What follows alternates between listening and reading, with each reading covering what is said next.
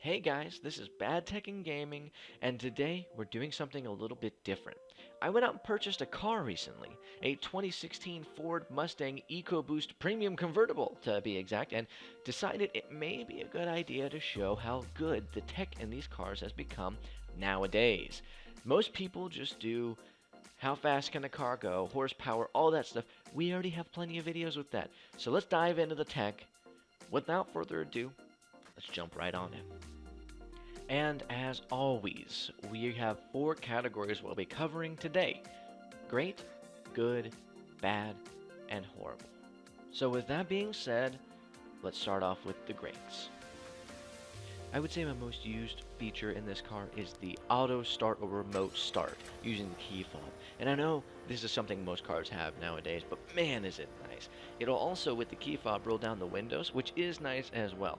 However, the auto start, because I live in the south, is extremely nice to get that AC pumping, or at least start to get warmed up. By the time I get in the car and I start driving, it's already cool, if not a little chilled, which is extremely nice, and it's something I have personally never had before. And as odd as it may sound, when it gets dark outside, it turns into a different car. It has ambient lighting on the inside that you can customize to pretty much whatever color you want, and then there's even a My Color setting where you can set it to literally whatever color you want. And this affects most of the inside of the car. Everything from the cup holders to the door handles. There's a light at your feet, and even the Mustang letters in the door jamb light up. In the dash cluster itself also light up to whatever color you want. It's really cool. It makes it customizable, feel like it's your own. It's a really cool effect. It makes you feel comfortable and at home. At night, the outside of the car also changes a bit. From everything from the tri-bar driving lights on the front of the car that are pretty much matched to the back of the car, to the sequential LED tail lights that are extremely bright, and I say that with as much emphasis as possible because they are really, really bright. Last thing to touch on is that Ford put onto the bottom of the door mirrors a projector. It's called a puddle lamp projector. It projects the pony onto the ground outside the door, which is really cool. All these features come together and make you feel like this is your car. It's very customized, and it makes for a really cool experience from daytime to nighttime. So no matter when you're driving the car, you feel cool. You feel like this is yours. You feel like you're in something different. That not everyone has something like this. More for the greats is the airplane-inspired design. For instance, the toggle switches, the Sport Plus track modes are cool, and they do kind of make you feel like you're in an airplane, but are also kind of weird at the same time, because if you look at the ground speed on the speedometer, it kind of feels out of place, but you know, when you realize that it is inspired by an airplane, it does make it feel cooler. So I actually overall do enjoy it. It just took me a second to get used to it. And the last few things in the great features include the door handle to unlock your door. You just stick your hand in there. It's like heat sensitive, or I'm not really sure. As long as you have the key in your pocket, both doors will come unlocked. There's no buttons. You stick your hand in there and it unlocks the car doors. Now, most other cars like this, like Chevy Camaro, that have this kind of unlocking, and the Nissan Altima have a button that you actually press. You press it once for one door, twice for the two door, or for the rest of the doors, and it's just kind of annoying. And it allows, you know, if your hands are dirty, you're gonna get that onto your car, or if it's hot, you're gonna have to touch the paint, which could be hot as well, especially where I live. But it is really simple feature, and it may seem very trivial, but I mean, this really makes a big difference. And that is the last thing in the great category, which I love. Now on to the next category. This is the good category. The 8-inch touchscreen. This is awesome. Ford's Sync 3 is pretty easy to navigate and understand, and coming from a tech guy, it actually came a lot easier than I thought. However, I can definitely see how people can kind of get mixed up with other things and kind of not understand where things go. The fact that you can choose exactly what audio source is playing through your speakers is really cool. The way that you choose it, I should say. You touch a button as a source, and you go down and there's a menu, and you can pretty much pick anything out that you want, which is really nice. Instead of having to push a button, you know, 1, 2, 3, 4, 5 times just to get to the right setting, it's a little bit simpler. And information from your phone is also nicely integrated and works very well. However, I had to resync my phone twice since I've had the car, and I've had it for about a month now, which is kind of annoying. But it is to be expected on Bluetooth devices. They're not always the best. The screen in between the dash cluster is where all of your car's information sits. So the 8-inch touchscreen is where your phone in the media sits. You know, all the information there sits.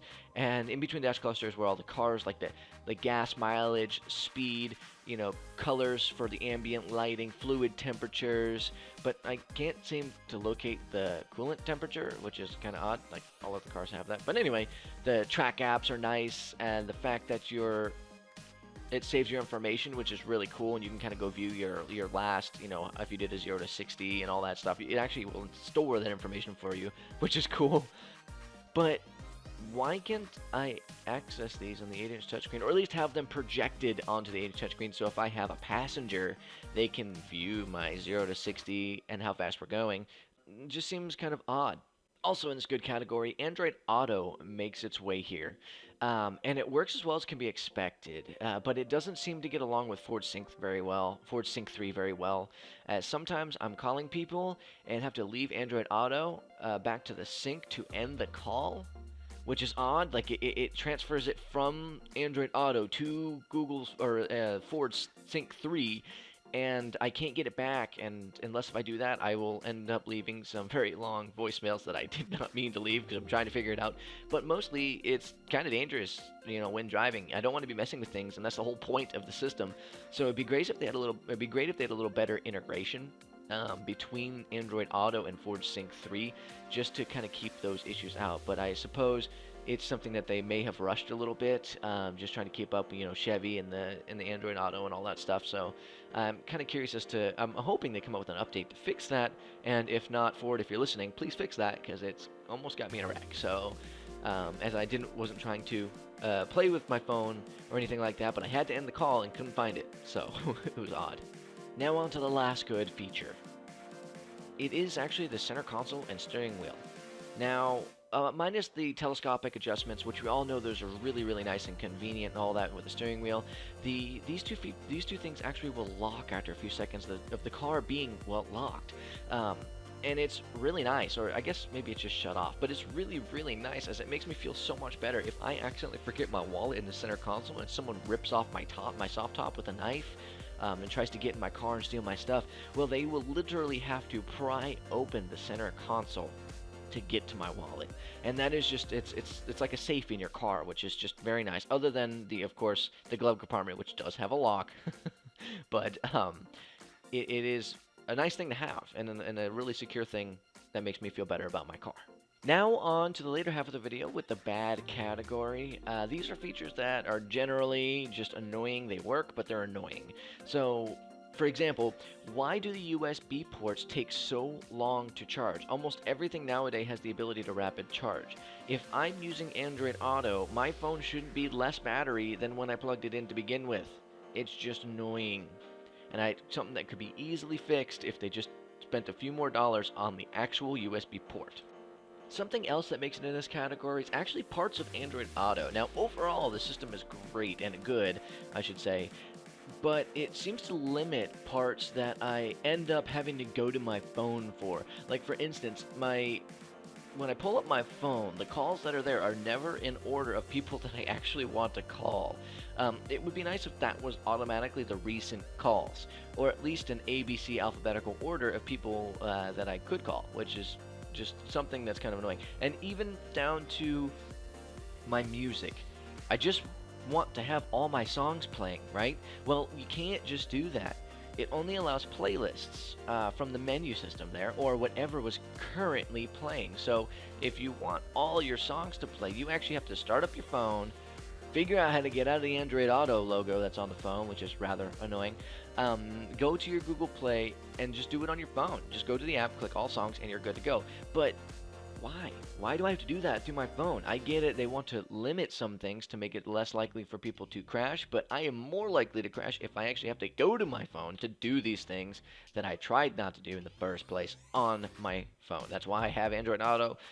So for that, that could be something extremely useful, or at least maybe even useful to most people, I would think. Anyone who's used it should know what I'm talking about. A quick mention in the bad category is, why did I have to use a USB thumb drive to update my sync system?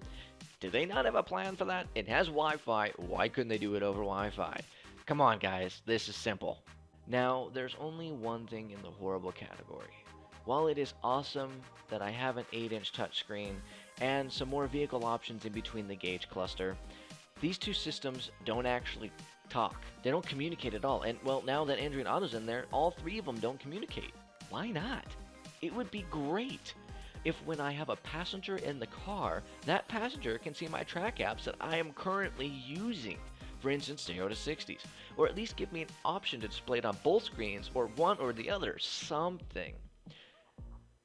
Another example would be while I'm driving 70 miles an hour down the freeway. If I want to change my music, I should just be able to look down at my dash cluster, which is, where I often look to check my speed.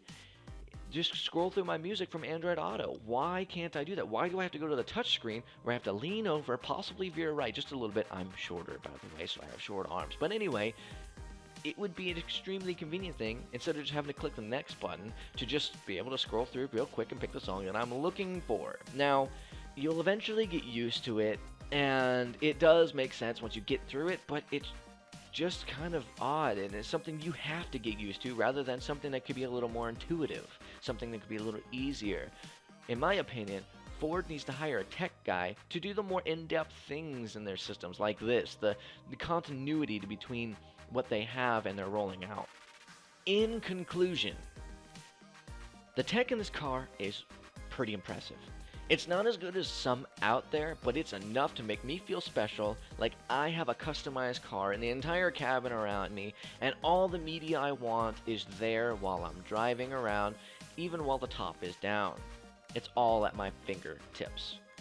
In a sporty muscle car, this kind of tech pleasantly surprised me, and in my opinion is 100% worth the purchase.